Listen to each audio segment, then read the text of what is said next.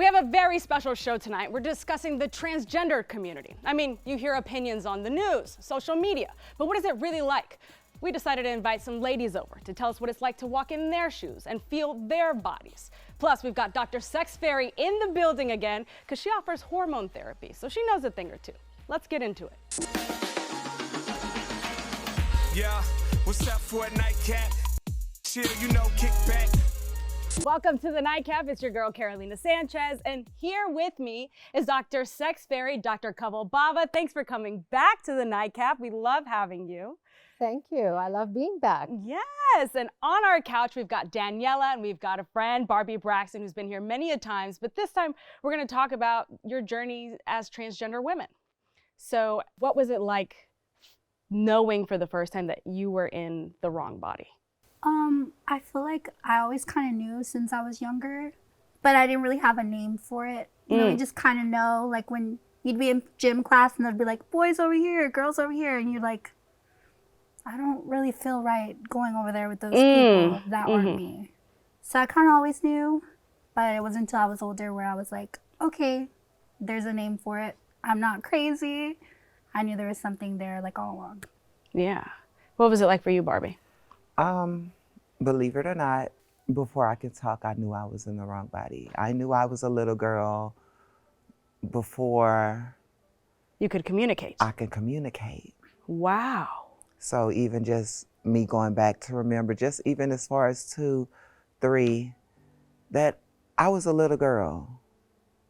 And that's how far back I remember. Wow. Yeah. Dr. Bawa, in your experience with patients who come in for hormone therapy, are you hearing similar stories where it's very early on that they felt like they were in the wrong body? Usually, most people tell me they never felt like themselves when they were the gender they were technically born with, and that they felt so much more themselves when they transitioned. Wow. So let's talk about the transition.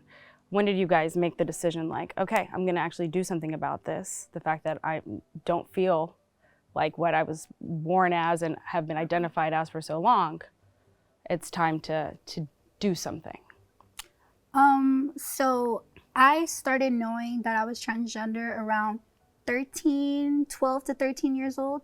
And I started transitioning medically at 14 years old. Wow. So that's when I started hormone blockers, estrogen, and yeah, so. Wow, at 14. And so I assume you had to talk with your parents in order to receive this? So or... crazy thing is my family is very, very, very religious. So I started going to church when I was 3 years old. And from there, my family has been very anti-gay, anti-trans, like that just was something that they didn't agree with.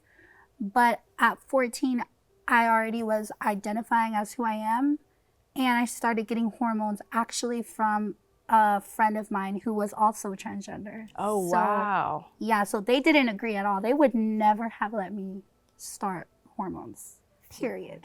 Wow. Yeah. So how's your relationship with your family now? So growing up, it was rocky, like super rocky. Like I feel like my biggest bully was my family. And when you're like 12, 13, 14, that's like super hard. But now my family, I feel like with me talking to them and me just being myself, and obviously like it wasn't a phase because I've been now like living as a transgender person for like maybe like a little bit over 10 years. And so now they see like, okay, this is who you are. So now I do like, slowly they grew with me and like respected me, and now we have like a great relationship. Wow. Like now my mom calls me her daughter and my dad as well. That's amazing. I'm yeah. very happy that you were able to get to that point. Dr. Bawa, I mean, for patients that come to see you and they want hormone therapy, I mean, I feel like so many people probably have to go behind their parents' back. Do they need parental consent up to a certain age? They do. I find that it's a very tough decision for parents to make as well, and understandably so, because they have a certain image of what their child is. But the child is the one living the truth, and they have to have that conversation. And I feel that once the issue is out in the open and there's more acceptance, everybody is usually comfortable with it. What is the age limit before parental consent at your practice? 18. 18. Got you. And Barbie, what about you? When you decided to transition, what age were you and what did you take? I officially started transitioning when I was like 17, but I was just on the fence because growing up Black, this a no-no. You know, you can't be feminine, you can't be gay, you can't do this. I never knew about what transgender was. I just knew I was in the wrong body. So when I did run into some people and they told me about it, and they told me, well, this is what you are. So it made more sense. And then I started hormones about 18 because I wanted to be sure, because of all the self-doubt from the years past, you know, to make sure that's what I did. So 18 is when I started. Started taking hormones? Yes, ma'am. Wow. So what kind of hormones do people have access to in order to help transition from one gender to the other? Well, usually you're blocking either the estrogen or the testosterone, depending on whether they're male to female or female to male. Okay. So it's a more of a blocker kind of That thing? too, and then we also give testosterone to the women who want to be male. We add it as well. And so it's a few different things. It's a major balancing act because you don't want to overdo either hormone. That makes sense. All right, I want to hear what it was like actually getting on hormone therapy. But first, when we come back, I'm actually going to take you guys to an experience I had at South by Southwest, where there was an XR exhibit that allowed people to experience being in a different body. So stick around, we'll be right back.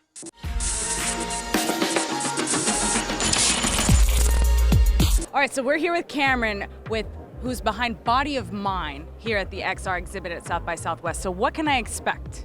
So Body of Mine, it's a full body experience. It puts you into the body of another gender so you can interact with your skin and discover stories with trans people. What? Yes, it is. So how did you come up with this concept? So growing up, I grew up in Texas and I was closeted. And so I now, as a creator, kind of look for the spaces that would have helped me growing up.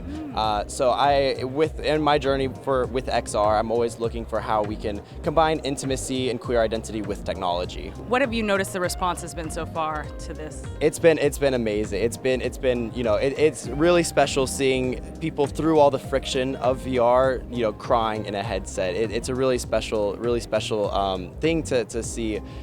Even though the experience is very specific to trans identity, it also touches on universal themes, our relationships with our bodies, the way we move, the way we perceive ourselves, very universal and intimate ideas that we get to explore through hand, body, eye tracking, all these things, and it makes an impact, so it's been awesome. So what am I about to do? So you're going to get strapped up. We're going to put body trackers all over you. We're going to put a headset that's got hand tracking, and you're going to step into the opposite of whatever you identify as. What are people saying after they go through this experience? A lot of people have been moved to tears. We're a very small independent team. This project is a labor of love, and we just want to help spread transgender stories, because they're a group of people that are often misunderstood, and we're trying to spread love, spread empathy, and that's what we're hoping to do here at this festival. Yeah, I mean, that was surreal for me. I didn't know to look down and actually look at the body until I became a different gender and was like, oh, this is unique, this is different. And yeah, and that's one of the things we love about this project is everybody does it very differently. Some people discover things at different points, and that's exactly what we intended. We don't want the experience to be linear, because the transgender experience is not the same, and everybody understands that in their own way. So we want people to discover it at their own pace, look around at their own pace, feel free to live in this comfortable space and explore these concepts as much as people would like to. Were the voices that I was hearing voices of people who are transgender and were sharing their journey? Yes, everybody you heard there is a transgender individual, and all the different body parts are various interviews from very different people, and it's a really special thing because every single one of those people are personal friends of ours, and people that we know. So it's beyond just an interview reaching out to someone random saying, hey, can we talk to you about your experience? We know them, we've gone to school with them, so it's really personal for us. We really want to give them an artistic platform to get their story out there and tell the world about their experience.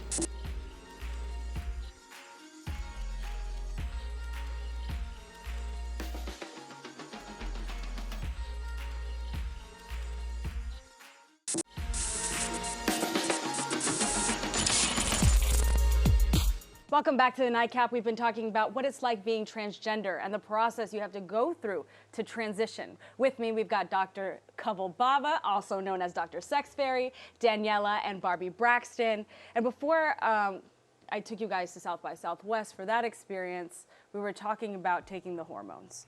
What exactly is that like when you initially, get estrogen, get the testosterone blocked? Like, what is that experience like? I feel like for me it was pretty intense because I did start when I was younger, so it does like affect you like pretty hard. So like I didn't think it would affect me that much. Like back then I didn't really used to be an emotional person. Like I used to be like, oh well. I see a sad movie, I'm like, oh well. But as soon as I started taking them more and more, like I feel like every little thing was like making me emotional. And I didn't like expect that, I didn't think I would be an emotional person. Like even now I'm still like super emotional. So it was intense. And then you start developing, like your breasts start developing pretty rapidly. Rather than with like, younger women, when you first go into puberty, it's like slow, rather than us, it's kind of like rushed. So are the tits you have, are those just straight up from Yes. Wow. Yeah. And Barbie, what was it like for you taking hormones? Exciting. Really? It was exciting because it was something that I wanted to do to help me along on my journey to be my true self. Like she said, it did make me emotional. It made me up and down. It made me angry, happy, sensitive, like, because I guess it plays with your chemical balance. So it was just crazy, but it was worth it. Worth it. Yes. So Dr. Sex Fairy, how do you prep patients? Because it seems like it is an emotional roller coaster beyond the physical aspects that you undergo. How do you prep patients before they receive hormone therapy? I explain to them that this is a difficult process, not just physically, but emotionally. While this is something they want to do and are looking forward to, it is a turbulent time in many ways. For instance, when women are about to get their period and they're PMSing, and they talk about, quote unquote, being a bitch for a few days a month, well, imagine somebody who's transitioning. That's their baseline for a while. Wow. Because that up and down thing with the hormones for them is their daily reality. So I try to be very careful and cognizant of that.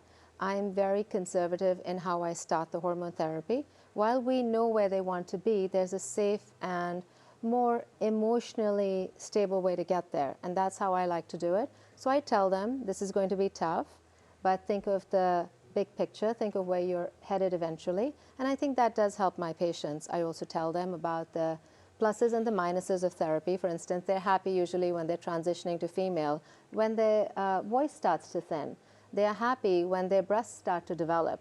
But most of them, I also have to preface this by saying that if you want big breasts, that will still take an implant. Hormones won't do that. So we'll have to give them realistic expectations of what lies ahead. And so do you take hormone therapy for life? To some extent, yes. Or is there a point, like, do you lower the dose at any point? Or is this just like a commitment? Like, if I want to live in this body that I've desired and I feel safest in, then I'm committed to taking hormones forever? It's for life. Yeah. Yeah. Unless you get you'll always have to take estrogen for life. But unless you get like a vagina or I think it's called orchirectomy, where they like remove your testicles, then that's the only way that you will not take testosterone blocker. But you'll always have to take estrogen. Wow. Yeah. And so I feel like you go through the emotional roller coaster, the physical roller coaster with the transition. Now that you've transitioned, you identify as transgender women. What is it like showing up in the world, and how have people treated you? I feel like when I was younger, it was like the first couple year and a half, it was difficult because like you're not really seeing the change, but other people are slowly noticing the change in how you look and everything. But as soon as I got older, I feel like that's when it started being like way different because people didn't know that I was transgender. So I would have conversations with people. In my head, I'm like, I myself, you know what I mean? I don't ever think like people didn't know that I was trans. Like because I'm like, I myself, like, what do you mean? Yeah. But then like over time, it was like people actually didn't know I was trans. And I was like, damn, so it's weird to feel like you have to say what you are rather than back then it would be like, you are what you are. You know what I mean? Yeah. So it was kind of different. So do you let people assume either way, or do you identify? So I guess that's a question that I always have is, do you want to be identified as women, trans people? Like, what is the correct way to address a transgender person? I would say, if you see somebody in front of you, how they're presenting themselves, that's how you Should address them. Yes, for me. Don't address me other than because I'm a mom, I'm an auntie, I'm a daughter, I'm a granddaughter, and I'm a sister. I don't want to hear anything else. Yeah. You're Yeah. a woman as you present yourself Yes, ma'am, to the most world. definitely. What about you, Daniela? I feel the same way. I feel like I'm a woman first, I'm transgender second, I'm Latina third. You know, there's a lot of little stuff because at the end of the day, like, if I go out to the world, people, day to day, people are not going to know I'm transgender. So how am I going to be perceived and how am I going to be treated? Like a normal woman. You know what I mean? So, but that's also different, like, for every transgender person. Right. Like, some people, you can, you know, look at them and you can tell. So what's going to happen, people are going to treat them based on, like, what they look like. Perception. Right. So in my reality is like, first I'm a woman, second I'm a transgender woman. Because like, obviously I have to tell people that I'm transgender, but how I'm treated and how the rest of the world sees me, 100% a woman. Gotcha. Yeah, not everyone has the privilege of being able to get hormone therapy or any surgeries that they want, so Yeah. they might not be presenting how they wish to be presented. All right, well, this is so enlightening, but the conversation continues, so stay right there. We'll be right back.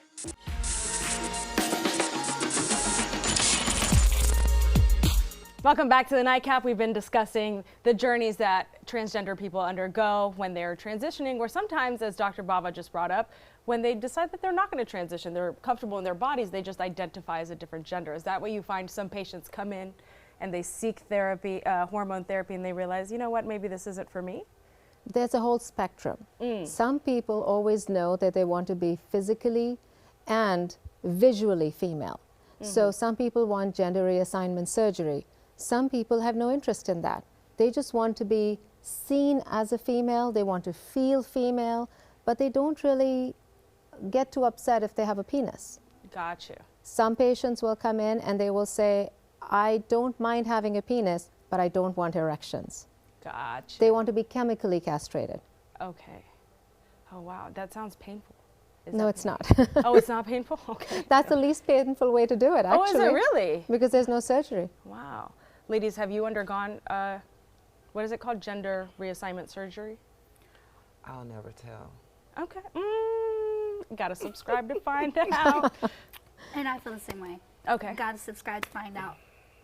Okay. If you didn't catch that, they OnlyFans content creators. So, well, if you want to know, well, you gotta subscribe, baby. You gotta pay them coins. Period. So, when you look at yourselves in the mirror, are you happy with who you see in the reflection? Yes, because I've worked so hard to become the woman that I was supposed to be. Just from hormones, I got these nice legs. My facial features changed. I'm soft. I am who I'm supposed to be, and I'm happy. I was unhappy trying to make everybody else happy. Wow. So yes, I'm extremely happy. Because now you're making yourself happy. Yes. I love it. Daniela, what about you? I feel like I'm happy with the way I look and everything, but still, obviously, I'm a human being, so still some days I'm like, you know what, I'm a little ugly today, but I feel like for the most part, I'm happy with how I look and everything, but you know, just like everybody else, we have days where we're like, no, it's just something, you know? Yeah. But through and through, I feel like I'm happy. I love it. Yeah. And listen, if you're at home and you're not feeling most comfortable in your body and you're curious about hormone therapy, well, Dr. Bawa, she's Dr. Sex Fairy. She knows a thing or two. She's compassionate. She gets it. So you can reach out to her for some help, advice, and maybe some therapy, right? Always. Awesome. Well, thank you, ladies, so much for sharing your journey. Thank you, Dr. Bawa, for sharing your insight and all of your expertise. Cheers to you. Thank you for joining us on this conversation. We'll see you guys next time. Ladies, cheers to y'all. Oh, y'all already drank. Okay. Missed out on the Nightcap? Well, head on over to our YouTube page and catch up with Carolina. You can watch full episodes anytime you want. And don't forget to share it with your friends, because we got to keep the conversation flowing. So this one is not going to hurt as much as this one. Watch the Nightcap at 11:30 on Fox 26 and anytime on Fox Soul.